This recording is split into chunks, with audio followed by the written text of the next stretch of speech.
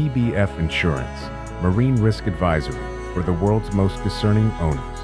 We don't just insure vessels, we protect legacies. Every journey, every crew member, every port, covered. You won't think about your policy until the day you're glad you did. Your captain has our direct line. So do you. 24/7 claim support worldwide. Tailored global coverage. Marine specialists. TBF Insurance. In yachting, precision matters. So does trust. Trident Trust Marine Services provides expert support for yacht registration, ownership structures, and crew payroll, so you can focus on the journey ahead. With a global presence in the world's leading maritime jurisdictions, we ensure your vessel stays compliant and protected wherever it sails. Trusted by yacht owners for over 40 years. Visit tridenttrust.com/marine to learn more. Bob, thanks for your time. Good to see you, brother. This is good stuff. Thanks for the visit. Wow, brand new offices. Yeah. I feel like we're one of the first people to walk into this place, right? You are. We were on the island for a while, but we outgrew it. And this opportunity became available, so we went for it. Wow, we're just right down the street from the Bend, where you do so many gracious hosts of a block and a half from the show. I love it. I love it. What a good spot to put yourself in. So welcome to Yachting USA. And I've been looking forward to this. I tell people that when I started this a year and a half ago, I made a list of people that I wanted to talk to. And I thought, okay, go big, and you're one of the names on the list. And here we are, 76 episodes in, and we're sitting here together. So again, thank you so much. Oh, I won't be offended by the fact that I'm number 76. Well, yeah, that's a good number, actually. It's a great number. Absolutely. It's 1776. Yes. I appreciate the honor of that number. Well, it's what an honor to be here. So I'd like to kind of help people understand who and what I'm talking to. And Bob, you've got an amazing practice here, but let's go back a little bit, because I love going back in history and then kind of moving to where we are today. Where did you start your love with the ocean? Where did that begin? I have to assume in your childhood at some point in place. My father went to the U.S. Merchant Marine Academy during the Second World War. Oh, wow. And he was with MacArthur in the Philippines, and his ship was sunk in Manila Harbor 3 days after the conclusion of the Battle of Manila. Wow. So we go back to his sailing around the world when he was 19 and 20, to New Zealand, to India, to Egypt, across the North Atlantic and across the South Pacific in a typhoon. So my dad's history on the ocean was always with me. And then growing up, we had a boat when we lived in Gainesville. And then we were always on the rivers, exploring places, and we'd sail. He loved to sail. So we would sail the Chesapeake in a Morgan. And Charlie Morgan. And we just had a great time exploring things. And then later on, when I was a bit older, actually in college, we had a small boat in Guatemala. And we trailed that 17-footer all over the place. We took it into the Pacific Ocean, which was nuts. And we took it into the Caribbean up to Belize, which was also kind of nuts, but not quite as nutty. Yeah. And, there's a lot of rivers and lakes in Guatemala, so we had it all over the place. And it was just a 17-footer with a 50 horse on it. Wow. But that's perfect. It was perfect. And I remember when we bought that boat, I asked the salesman, is 50 horse enough? He said, that's all the power you'll ever need, son. And it worked. I could slalom ski behind that baby, and we could take it anywhere. But, we did some crazy things. Wow. That's what, between your father's history, you're kind of lucky to be alive, aren't you? I am. And then eventually, I had a boat when I lived in Miami. It was like a 24-foot Chris Craft. Right.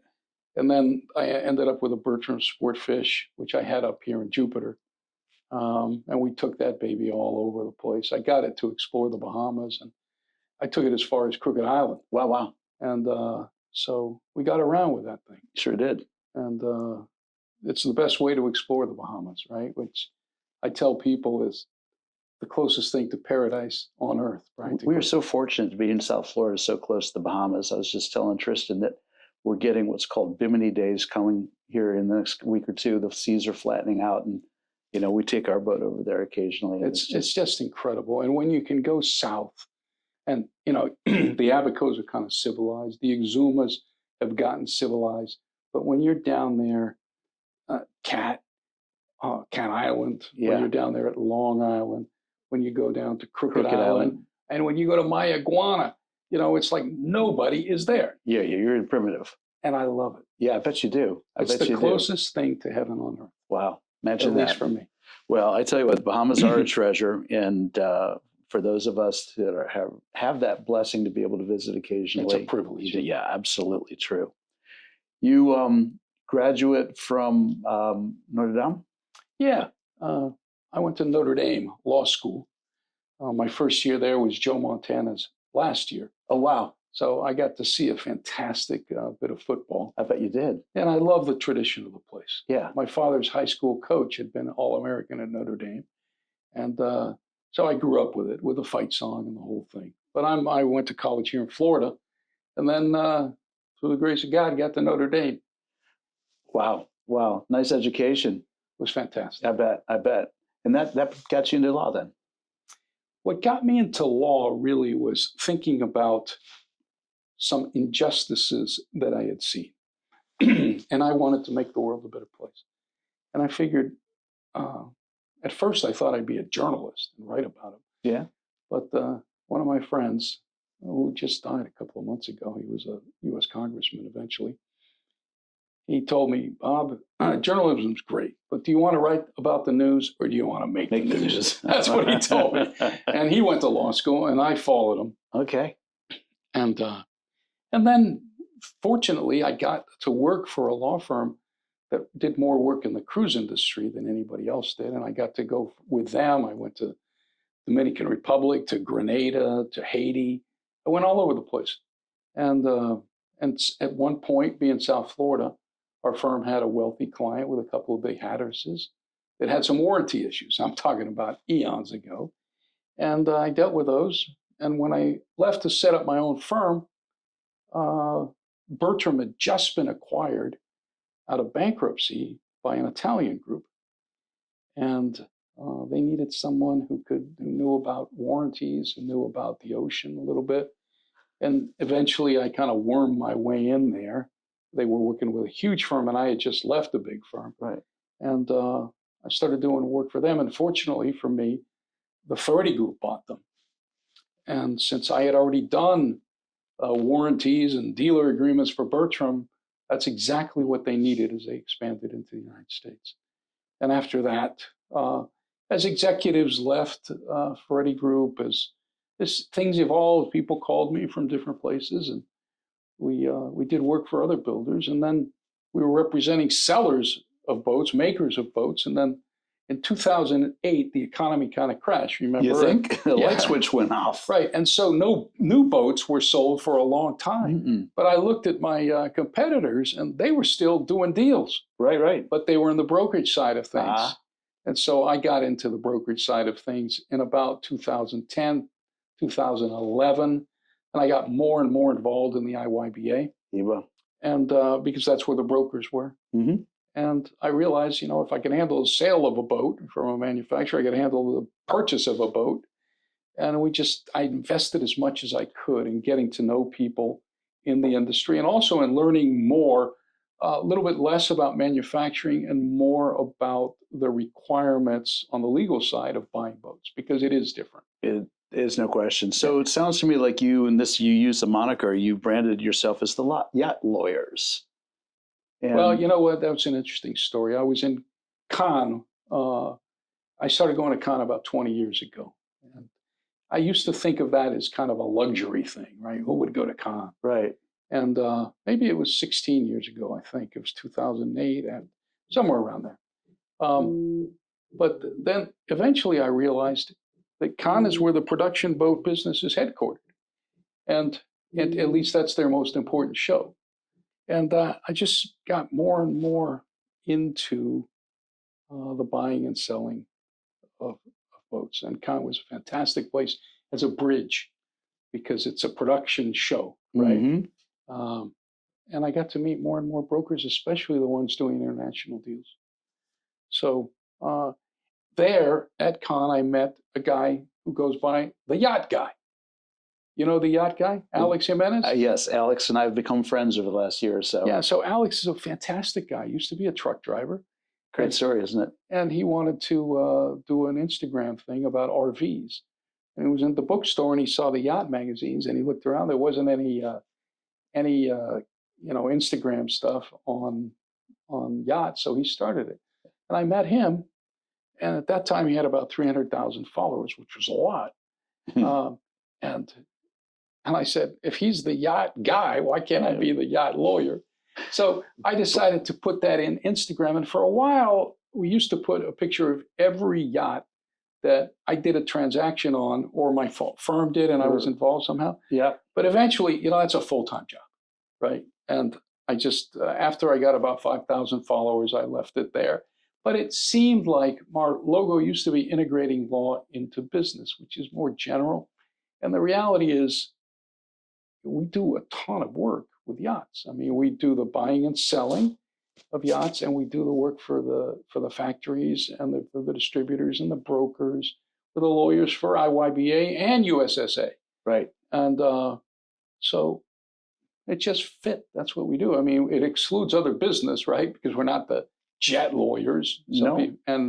But we are really corporate lawyers, business lawyers in the yacht industry. Right. You've got a niche. Yeah. And this industry is all about niche. I mean, it is so unique. You know, it takes time and a certain skill set to even understand the industry or speak the language. It takes a long time. It does. And then to build a reputation and to build and a it client. really helped me when I bought that Bertram, right? Yeah, of course.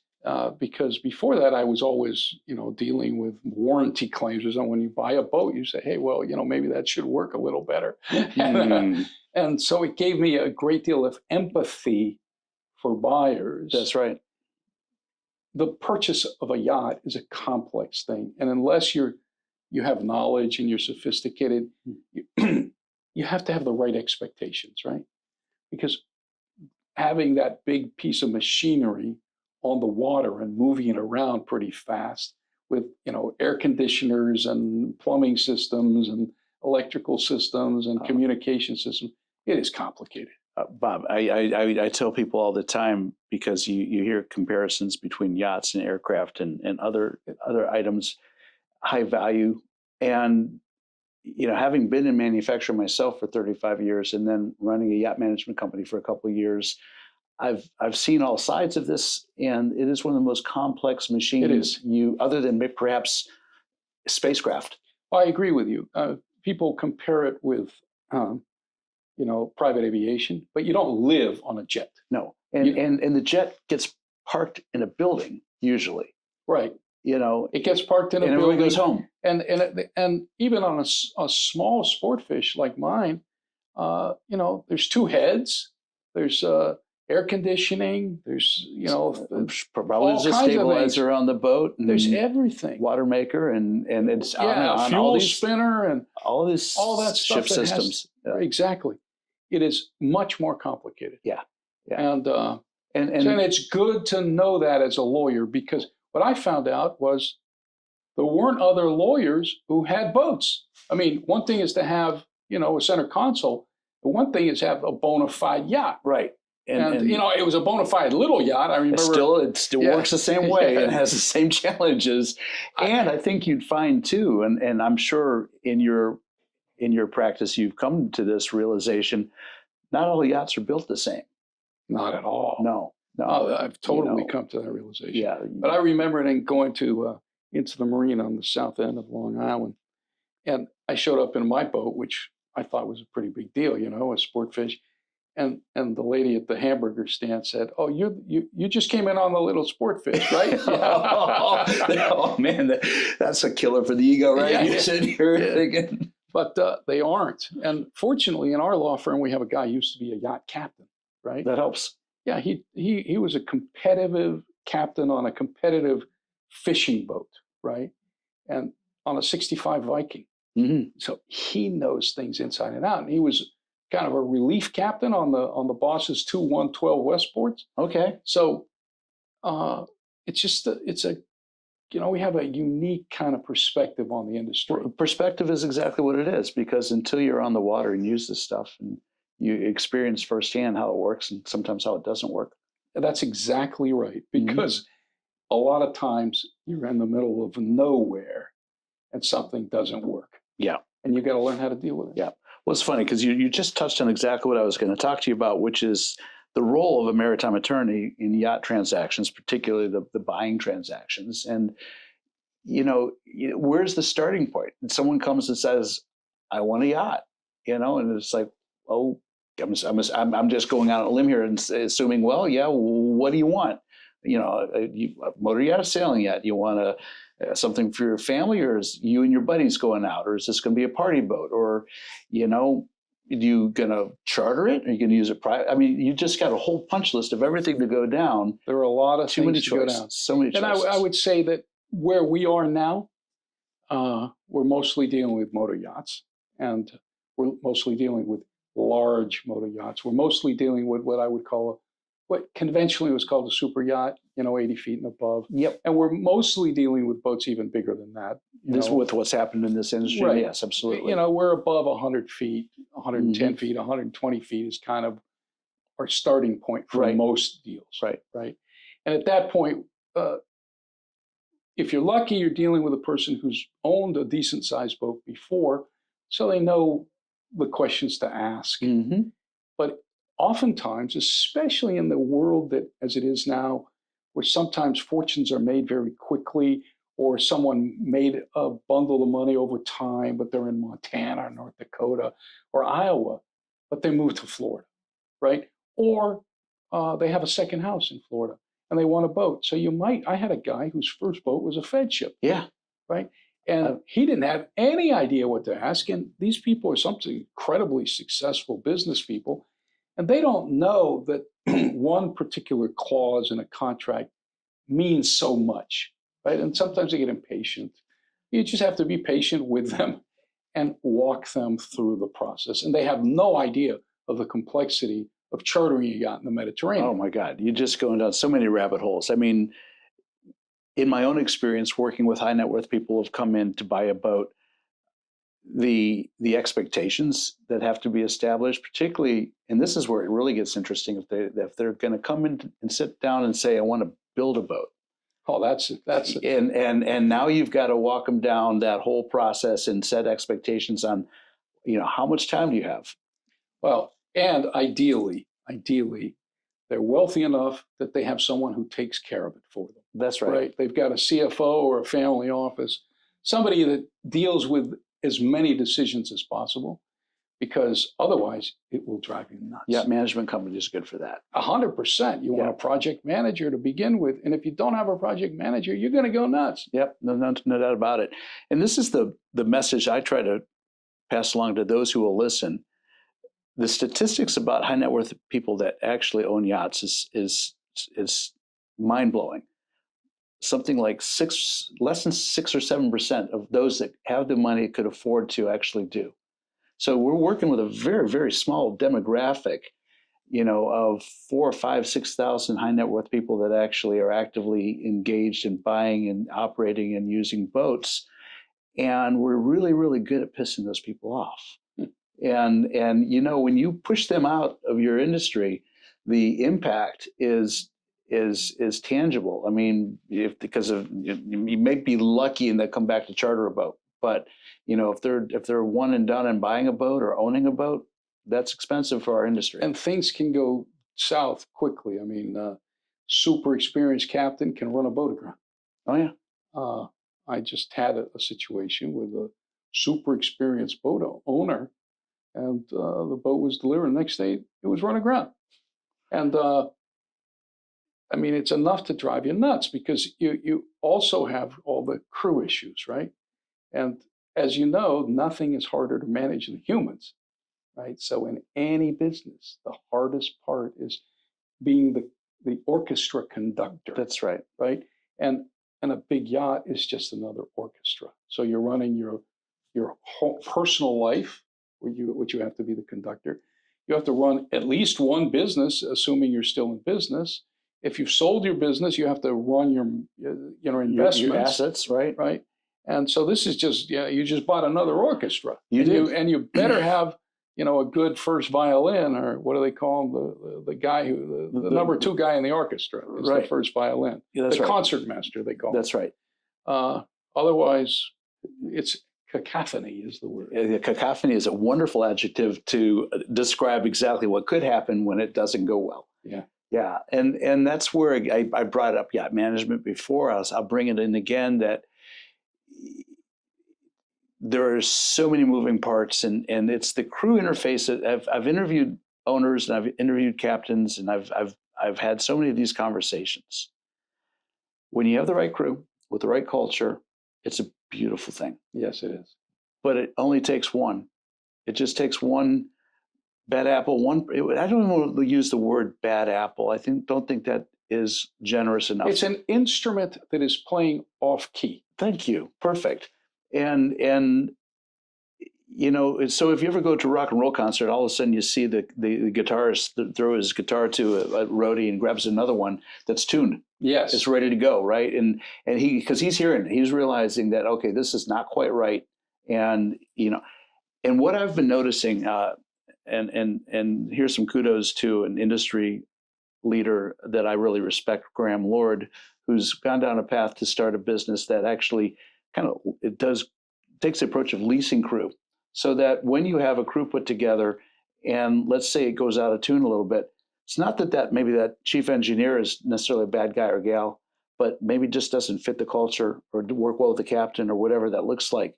And so you're able to do this and take that person off, put them on another program that maybe works better for that person, and keep that crew running well and culturally doing well, so the owner has a good experience. That's exactly right. And the owner having a good experience is the key to everything. That's right. And that's where we as an industry have to show up and pay attention. And it means no detail can be ignored. No. None. Nuh-uh. And it also happens in the buy, right? In the buy. Somebody's showing a boat to someone, it requires a hypercritical eye so that after the acquisition, nobody is surprised, right? So it's always a tension between selling, or you want the person to buy, and not overemphasizing something, because you can always find something wrong, and making sure that something that's important is pointed out. So it's a matter of my curiosity, because I like approaching these conversations with some curiosity. It's a transactional attorney representing a buyer, and he's found this boat and he really likes it. And you start making arrangements for survey and everything that should happen. And hopefully it's a buyer survey, not a seller survey. There's a difference.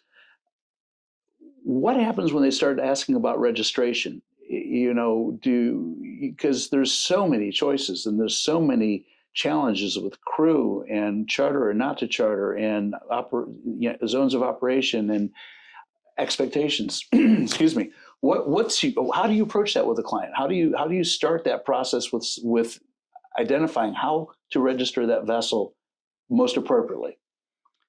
Well, it depends really on the client's intentions, their short-term intention and their long-term intentions.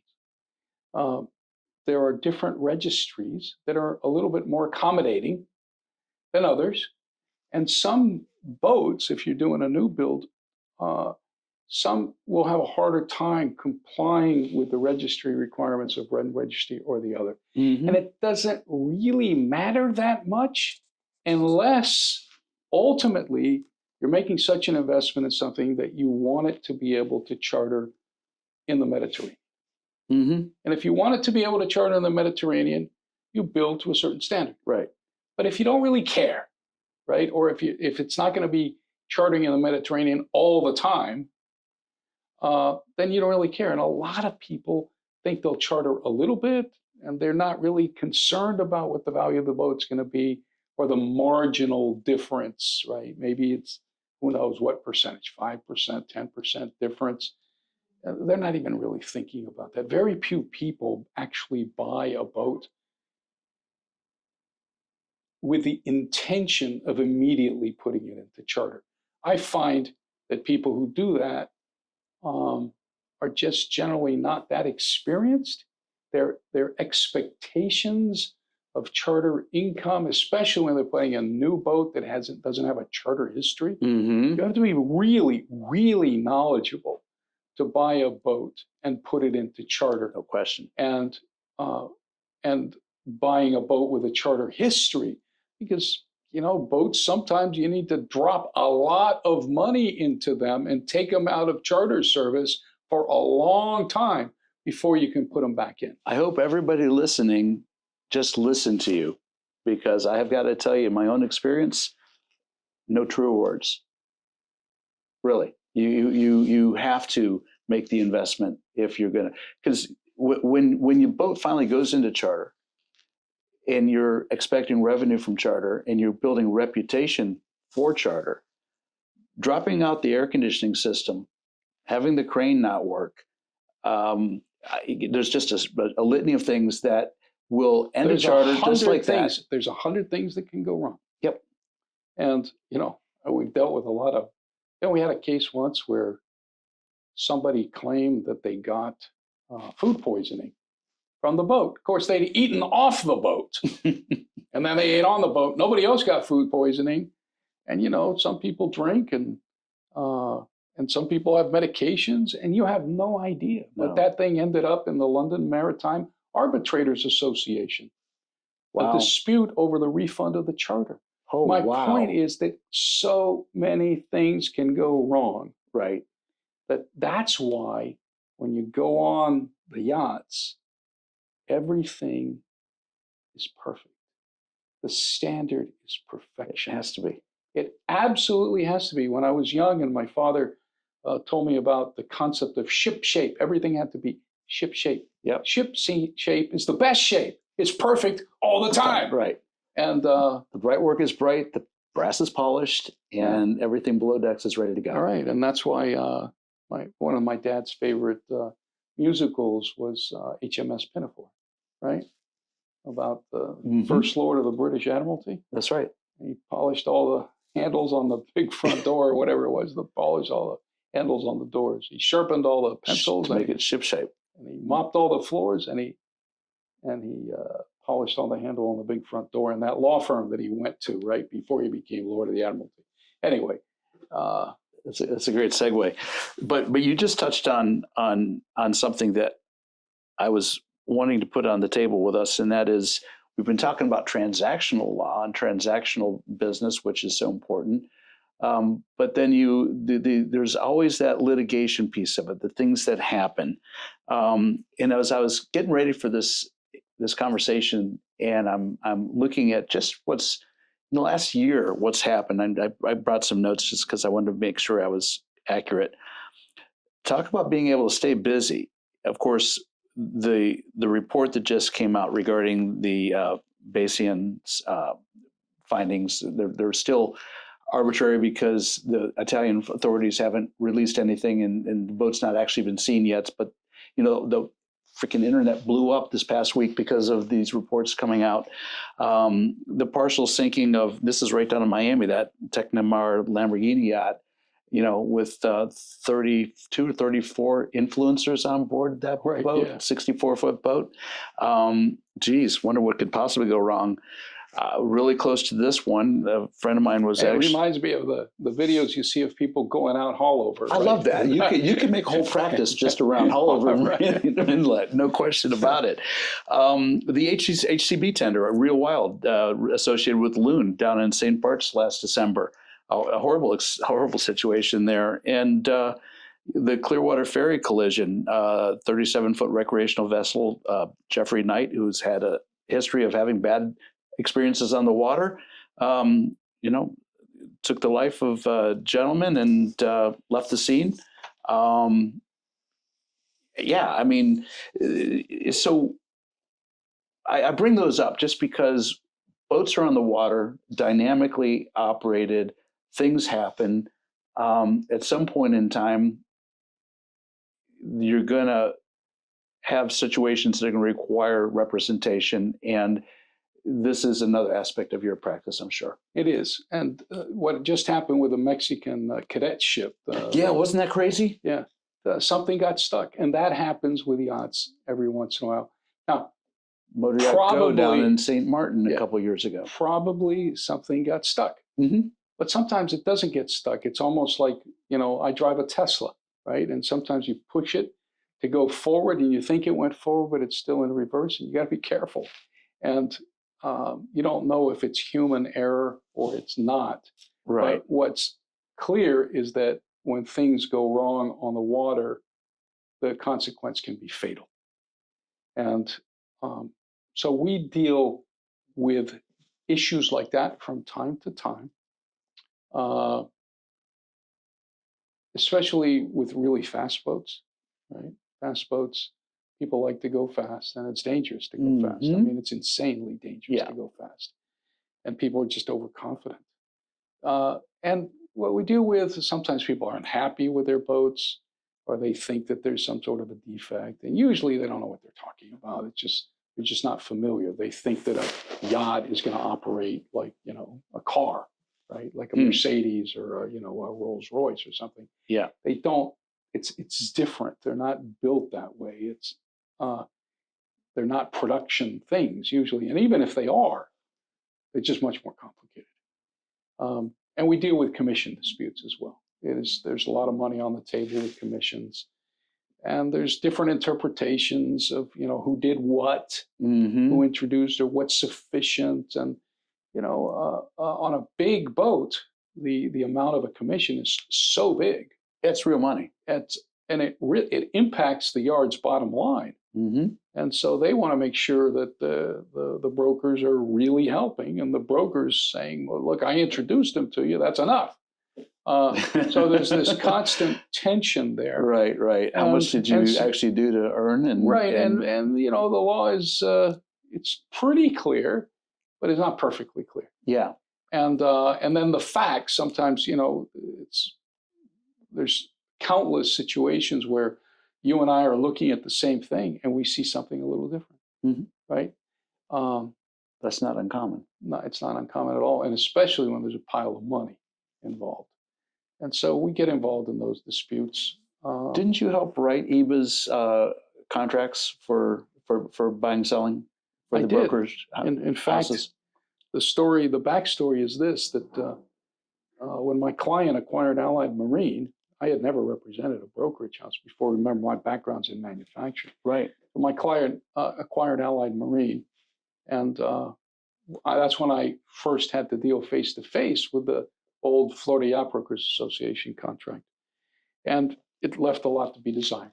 It was basically a handshake with a few rules written on it. But, the values of the boats got to be so big that we ended up writing a new contract for Allied that basically crossed the T's and dotted the I's. And of course, there was resistance among the brokers because nobody else was using anything but the FYBA agreement.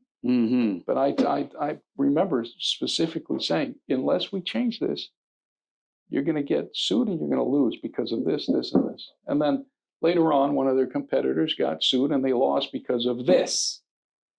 And 2 days later, I got a call from the IYBA saying, hey, you think you could take a look at our contracts? And it's not easy, but I was fortunate. I had a background. I'd been the principal lawyer for a residential brokerage house and a commercial real estate brokerage house. So before I got into yachting, I had done a lot of brokerage work. And these are high value, high transaction. Yes, commercial real estate and very expensive homes. So I basically looked at the FYBA agreement and I looked at commercial real estate agreement or residential, because a yacht is a combination between commercial and residential and maritime. And I looked at those documents and put together something that I thought worked. And eventually the IYBA decided to put together a committee of very experienced brokers.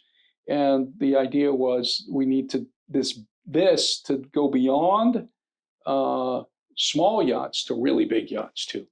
And so at that point, We obviously integrated Rob Moss into the project because no one has more huge boat experience than Rob. And we refined the document into one that is now the IYBA agreement. And we did the IYBA listing agreement and the IYBA trading agreement. We kind of brought a professionalization into, I would say, a more sophisticated approach to dealing with high value items. Yeah.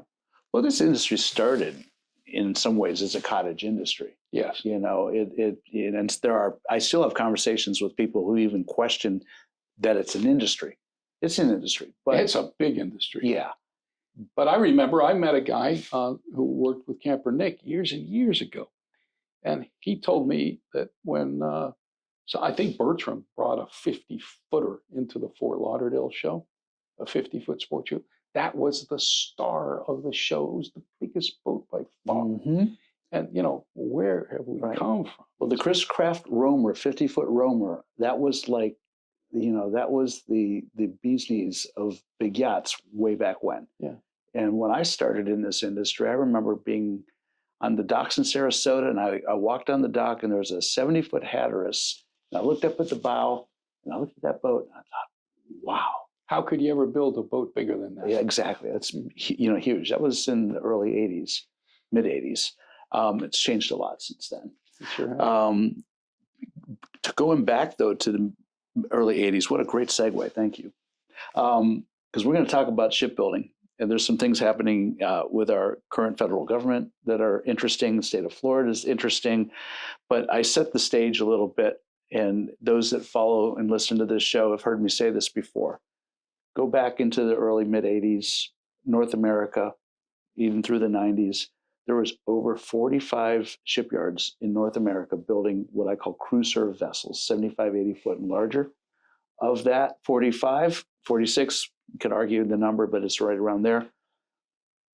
30, 32 building over 100 foot. Imagine that in North America. It's crazy. You look at what the Denisons did, the whole fleet of the Browards that are still on the water, and everything that was coming out of the Pacific Northwest. And it was just incredible time to be building boats in North America.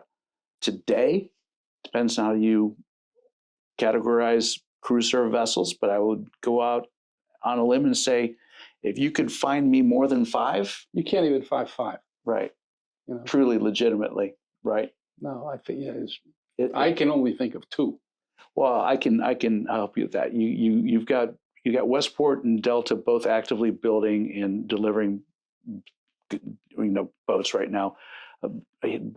Pat Healy's got his 93, 94, and his 80 Sportfish. They're cruise serve vessels. That counts, and he's successful in making money. So kudos to him. The big Vikings, but the biggest Vikings now are, they're not monsters. No, they're not. I mean, for us, they're monsters, right? Berger's got one. Yeah, Berger's got one. And that's a 55 meter. And I think Crescent Custom Yachts has got one. They've just started a steel hull. That's it. That's pretty. So. And Westport's production, I don't think is anywhere near what it was. No, right? these shipyards are hurting, and that kind of ties 2 things together, because we're going to talk about tariffs. We're also going to talk about what happened to the industry and what's happening now with the Ships for America Act and its implications it might have for the yachting industry. So, so we lost a lot of shipbuilding to incompetent shipbuilding. Well, there's shipbuilders who just went out of business because they couldn't figure out how to make money and cost their vessels, and they sold at a loss. You can only do that for so long. Or that old adage, well, I'll get the deposit on the next one to finish this one, and eventually we'll catch up, right? Yeah, no, that happened. Certainly it happened, in the big sport fish market it happened. It happened in the motor yacht market too, more than once in multiple locations. And so we lost it there. We lost it to competitive pressures. Taiwan we started sending American boat building know-how through yacht management and project managers to Taiwan, and Horizon and Kaohsiung and Ocean Alexander all got better, and they started building boats that people wanted to buy. China started building boats. They're coming out of Brazil, Malaysia. They're coming out of Malaysia and Italy. I mean, look what Italy's. Italy is king of the world. No doubt about it, and deservedly production so. boats, sure. Right. So we've lost it all, and the Dutch, of course. Well, but that's a different category. Yeah, but there is. I don't think they stole anything from us. Or well, that's steal, right. They didn't steal. They earned every one of those with good technology, good standards, perfect yachts, essentially. Yeah. So the Italians didn't steal the style from us because they the Italian style is amazing. In fact, the takeaway there is if you looked at the success that Lazzara had when they came out with their boat 20 years ago, it was, well, look at the name, but Dick Lazzara, in his brilliance in styling and design work, came up with a boat that Americans wanted to buy. He did. And you know what I think the Italians mostly did? They stole the buyers.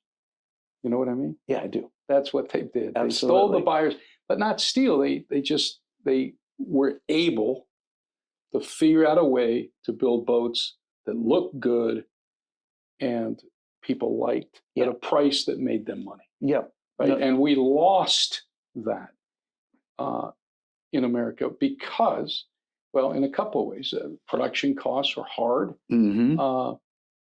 but we also did not commit to style, right? Even if you look at the boats that are built in America right now, well, with the exception, I think Berger can do anything they want.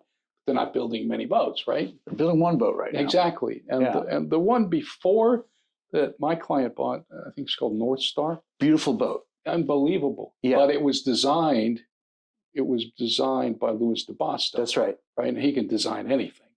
He has style. But if you stay with the conventional, traditional things that you and I grew up with, right, at some point, people want a different style. That's so true. And there's a reason why, Mercedes switches styles, right? And there's a reason why all car makers switch styles. People want something new. And the Italians were amazing at doing that. They continue to. I walk the docks and I see new boats coming over, and it's just like, wow, there's another one, and there's another one, and it's not really technology. The boats pretty much come out of Italy working similarly to the previous iterations.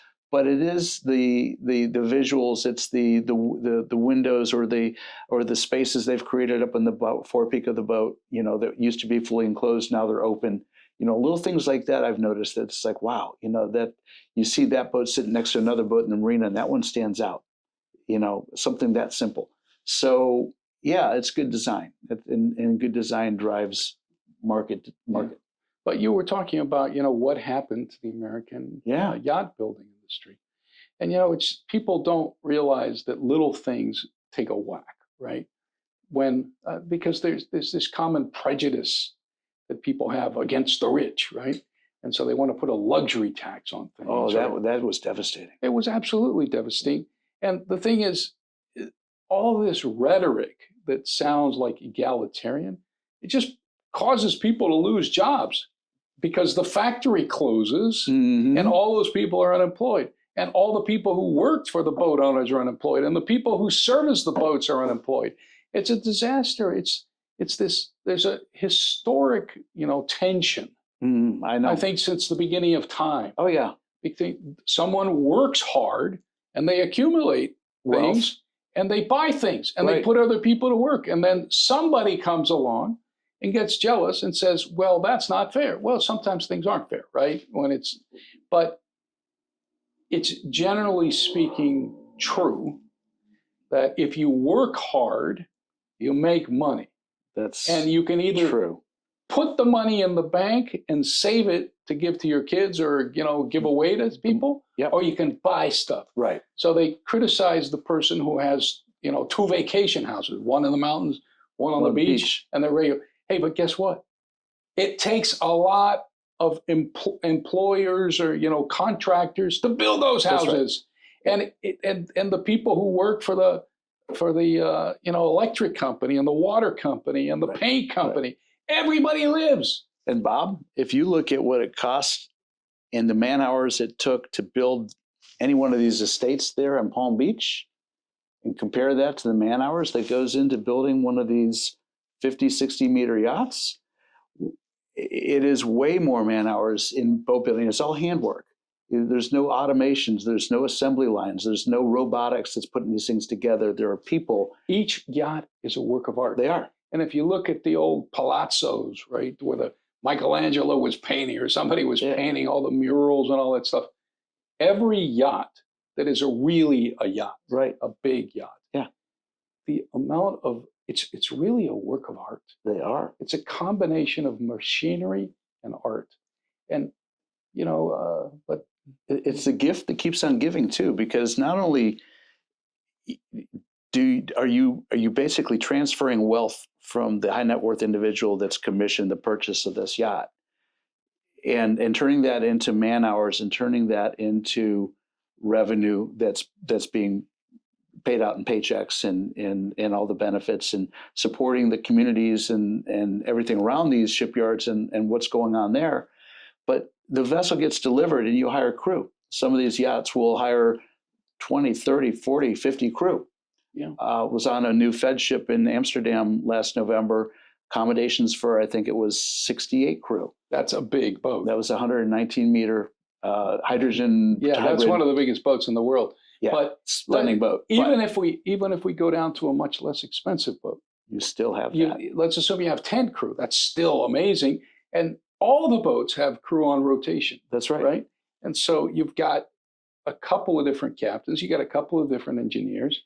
And then you have the yacht manager, and then you have the payroll manager, you have the crew manager, and then you have all the people that service every detail of that boat. That's right. Every piece of equipment, right. every and the people that system. manage the marinas, and the people that manage the fuel providers, you're paying, and the food providers. You're paying for dockage everywhere you go, 365 days a year. Right, and you're paying taxes all over the place. And when that yacht pulls into a harbor, and the passengers come off, the guests come off, and they go to the restaurants, and they go to the shows. And it's unbelievable. It is a gift that keeps on giving. And so every time I hear people disparaging the high net worth people that are buying these vessels, I just ask that question: what would you rather they do with the money they have? Because they're going to have that money, and they're going to do something with it. If they did nothing or just lived in their palace in some forest, it'd be no benefit to our society. Exactly. Yes. And that brings me to this issue of benefiting society and what the industry itself can do to show the world its heart. Right. Because every yacht owner is probably a philanthropist. The factories have their own charitable programs. The owners of the factories have their own philanthropies. But there's a project going around right now. It's called Mercy Ships. You may have heard of them. I've heard of them. It's a wonderful organization. They go around the world, and they're just an amazing organization. Well, they have 2 ships right now off the coast, the east coast and west coast of Africa. They're hospital ships. Yep. They're the largest private hospital ships in the world. The other ones, governments have a few of them. Right. But these are ships that people can come on and get surgeries and get their eyes. Yes, their legs, everything, tumors, and they're served. All of them are manned entirely by volunteers. In fact, if you want to go be a doctor or a crew member, you pay. You actually pay the cost of being there. A couple $100 for the week or whatever. Or I don't know how long it takes. I haven't been on one yet, but I want to go. Yeah. Okay. I've been invited, but That's my wife hasn't. I got to get my wife on board. Come on. I mean, these people are really saints. They go to Sierra Leone, right. Third world country. Right. Yeah. And so we're going to have an event in Cannes on September. This year, okay. September 10, the Wednesday of the show at the Carlton. The Carlton's a fantastic hotel. It's where Grace Kelly and Cary Grant stayed when they were filming To Catch a Thief. Right. I think it might have been the place where Prince Rainier met Grace Kelly. Wow. And we're going to do it in the Grand Ballroom there. And it's going to be a benefit, the first gala benefit in the yacht industry to support the industry supporting a charitable thing, which has to do with the sea and also has to do with the most underprivileged, on the earth. Bob, I love that. I talk all the time about doing well for others. It's anybody that communicates with me, that you'll see that's in my signature, because I think it's that important that you keep that out in front, that we all have that opportunity. But when you have an opportunity to be able to organize something as profound as this, it's a lot of credit due. Thank you. That's big. Well, there's several people involved in this project, obviously. It's too big for one person to do. But it's really a labor of love. And really, it's an opportunity. Mm-hmm. Rick, you know this. We're just on the earth for a little while. It's finite. And as the Beatles said, the love you take is equal to the love you make. Absolutely. I love that. So this is about, we're in the yacht business, right? Yeah. But we're also humans, and it's not just about the money.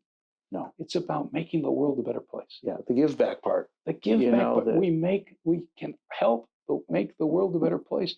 That's why I love this industry, frankly. It creates so much employment. Yeah. And when these crazy guys come around and yell and protest, I want to be able to say, look, yeah, we want to make the world a better place, and show them a film about what we're doing and invite them to Sierra Leone and Togo with us. Right.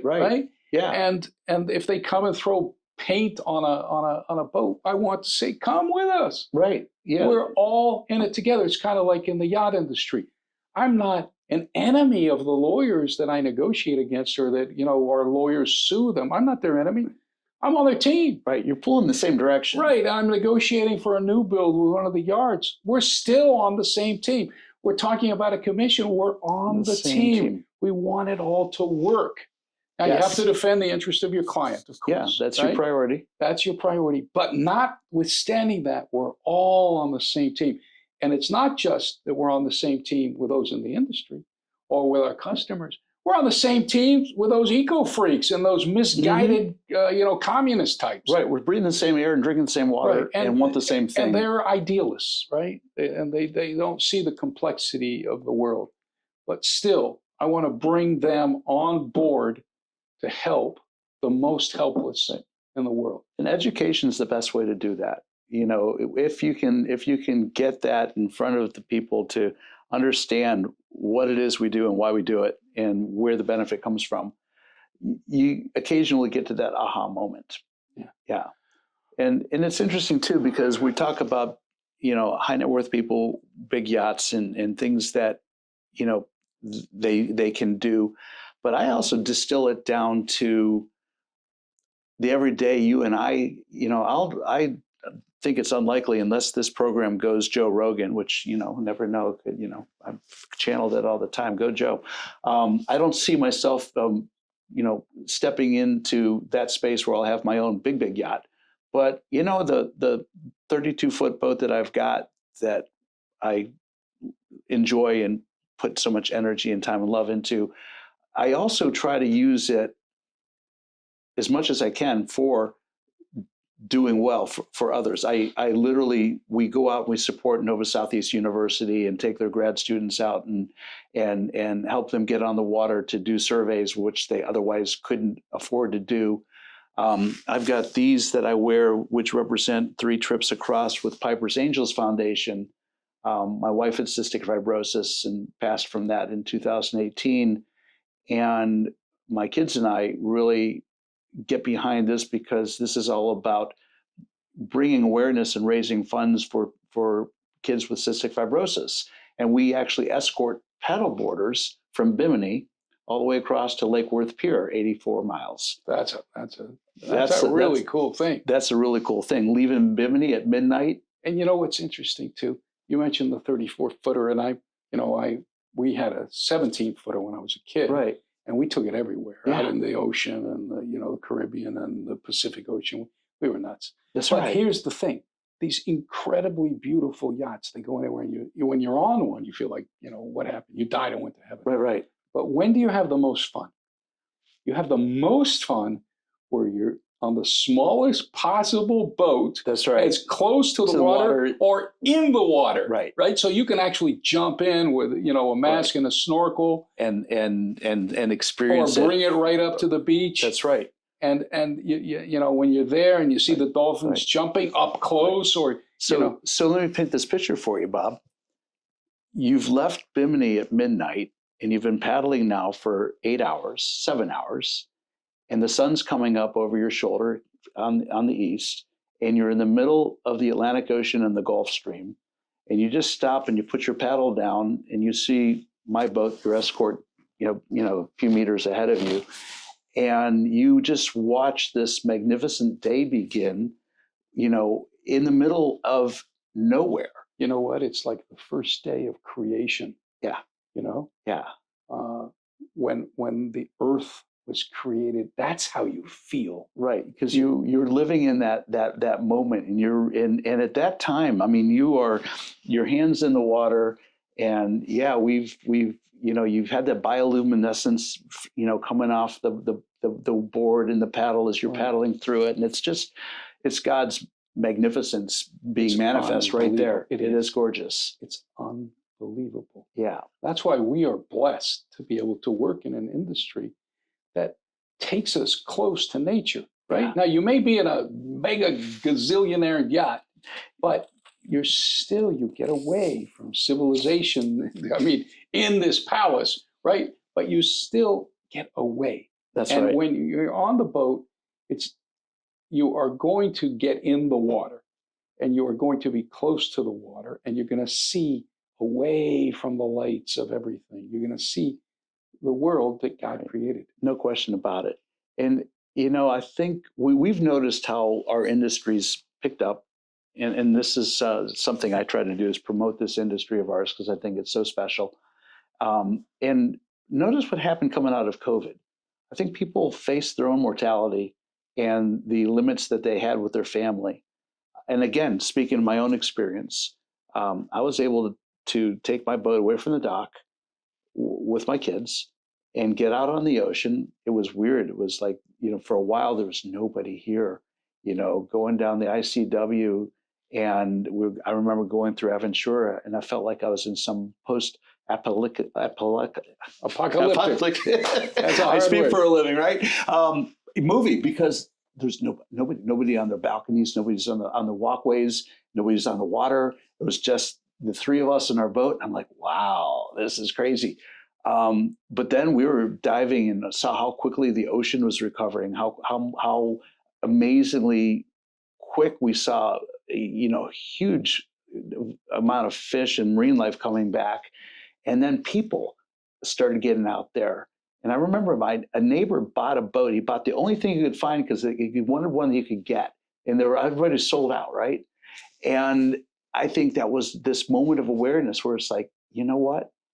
If I've got a boat, I can get out. I can get away. And of course, if you're on a yacht where you've got Starlink and you've got connections to everything, you can social distance and continue everything you need to be doing just fine. Mm-hmm. And I think that is the upside of, you can't do that in aviation very well. You got to land the plane somewhere. You got to land. Right. Yeah. Right. But you can, you can take these boats and you can just drop the anchor somewhere. That's right.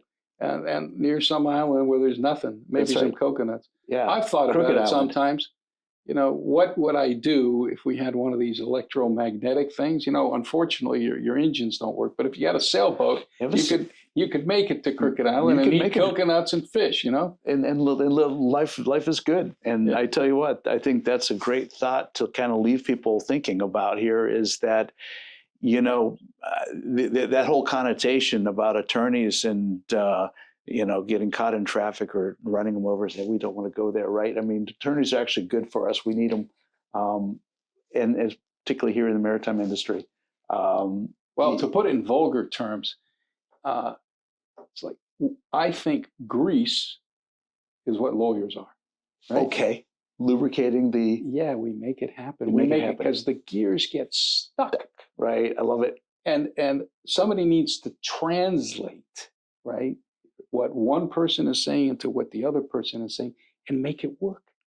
I remember there was a deal that was going on, and it had been negotiated, and it was an Italian yard and a Central American family, and it was about ready to, the contract was ready to, get signed, but they didn't understand each other, right?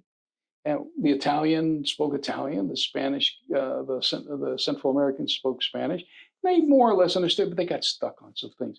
And it was great because I worked with Italians and I lived in Central America. So I went on the boat and they called me because they just couldn't get it done. And, can you help us? And I went, and it turned out that a couple of my nieces went to school with the Central Americans. Don't kids. you love that? So all of a sudden there was an element of trust. And then I explained to them what this language meant. Oh, and then they got it, right? They got it because I could explain it to them in their language, and also they spoke perfect English. But and then I could explain to the Italian what they needed, and so we changed like 2 words, which meant exactly the same, but it got the deal done. It was nuanced. But you know what it is? What's that? Grease. Grease. To get the gears unstuck. That's right. That's right. You got to put that gooey stuff in there to make it work. Yeah. I love that. Yeah. I love that. Well, Bob, this has been a fantastic conversation, and I have so many other rabbit holes, but let's do it again. We'll have to do that again. Yeah. Maybe we do it in Cannes or Monaco. Whenever you want. You do an amazing job, by the way. I want to recognize you for the hospitality you do. I can't, in the years that we've been in this industry together, our paths have crossed and we've overlapped. We've never, up until the last year or two, had the opportunity to actually even really share a drink and a conversation. We've just been in different spaces, moving different directions. But I'll never forget how many times I've been in Monaco and have gone to your hospitality suite and just, stepped away for a little while and enjoyed genuine, real hospitality where I felt welcome. And Eva's good for that, but you also do the same thing here during the Palm Beach Boat Show. And I think that's worth recognizing. I think you really do a great job of showing up in this industry. People have asked me a lot, Rick, how do you get successful in this business? And I distill it down to this: 3 words: just show up. I would agree. Much earlier in my career, when I didn't go to the Cannes show because I thought that was, for sophisticated people. I didn't go to Monaco. I started showing up. Yeah. And then when you show up, people see you and they say, hey, can you help me with this and that? And then the idea of the hospitality suites was simple. And it sounds kind of like I'm a jerk or something for quoting them, but there's a prayer of St. Francis. And it said, it is in giving that you receive, right? And I apply that to business. Because so many times you have to give. You give and give. But you know what? Mm-hmm. What goes around comes around. Yeah. And if it doesn't splash on you this time, it'll splash on you next time. And if it doesn't matter. Thank you. But being there in Cannes, in Monaco, in Palm Beach, Miami, and Fort Lauderdale, and just saying you're welcome. Because especially when you're abroad, it's like, where do you go? Right. And I make it easy. Right. Our law firm makes it easy. You just show up, we feed you, we give you something to drink, get some cool air conditioning, and you can go there with your customer and you get a deal done. Otherwise, it's a madhouse. It is. And if you've not been there repetitively and you don't really understand how things work and how things move together, it can be overwhelming. It is really intimidating. Yeah, it is. Yeah. And you know why I do it? It's because it was intimidating for me. Right. And it reminds me about the pastor at this church that I go to. You go to this church and there's free donuts, right? All right. It's like zillions of donuts, right? and the pastor said, you want to know why the donuts are free and the coffee is free? Because when I was a kid, I went to a church where if you wanted a donut, you had to buy it. And I didn't have any money, right? And so, and then I went to a church where I provided the donuts. I paid, it wasn't that much, right. $50 every once in a while. And then we got some health freaks coming up, kind of like the eco freaks. Oh boy. And they said, "Oh, well, let's give them carrots and stuff like that." And you know, How'd that go over? The kids, you know, if you want kids, and actually, if you want adults like me, you got to give them a donut. Give them a donut. And you know what? It's an indulgence on a Sunday morning. People come. Right, and right. if you do a hospitality suite in Cannes or in Monaco or in Palm Beach, you know what happens? People come up. People come. That's right. You know, That's right. And people like you're appreciative of what we do, and you know, maybe Totally. right, maybe your neighbor will just send me a piece of business. Who cares? Yeah. Some friend of yours will that you bring, Right. or some friend of his will. And you know what? Well, What goes around comes around. I got to tell you, when we were running JMS Yachting, they're based in Monaco. I had their office. I set up their office here in Florida. But yeah, during the Monaco Yacht Show, we used your hospitality facilities with multiple clients. It was perfect. We had a little stand in the Darsud tent that was a good place to kind of congregate and have a cocktail in the afternoon. But when we wanted to actually get something done, we went over to the Robert Allen Law. Well, you're always Hospitality. welcome. Thank you. Thanks for asking me to join you today. Oh, this was a pleasure, Bob. This is, I've been, like I said, I made that list. And I know I was number one. I just been hard to get. You know, I've been playing hard to get. I actually, Alphabetically, I was. I had, well, yeah, you're right, top of the list, right? I had a great yacht owner that actually was my first guy, and Bobby Genovese. I don't know if you know Bobby. Oh yeah, I know Bobby. I've been on his boat in Monaco. Yeah, well, he's a cool guy. We did our first interview. Who has more fun than he does?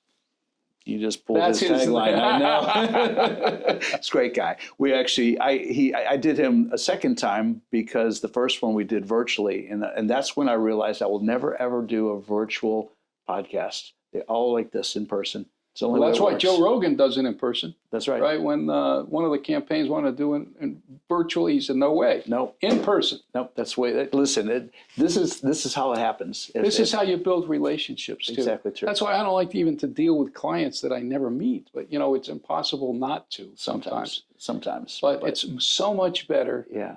because then you realize we're just people.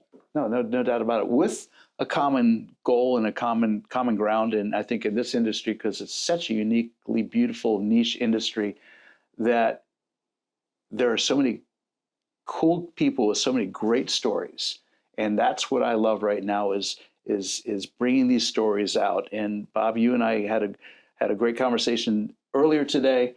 There's some stories in that one that maybe we'll bring out in the future. Happy to. And if we can find some way to support the Mercy ship in Cannes, we'll find a way to do that, because I love that. I would love to be able to tell that story to 100,000 people. It'd be wonderful. Yeah, no, that's very worthwhile. Thank you for your generosity. Really of appreciate time. you coming out here to see me. What a beautiful day to be in Palm Beach too, right? Yeah, and I want to thank the cameraman again, your son. Tristan. Yeah, fantastic job. Yeah, Cool guy. Yeah, he shows up. He really does. All yeah, right. he's amazing. Thank you, Rick. All right, and until the next time, I'm out of here.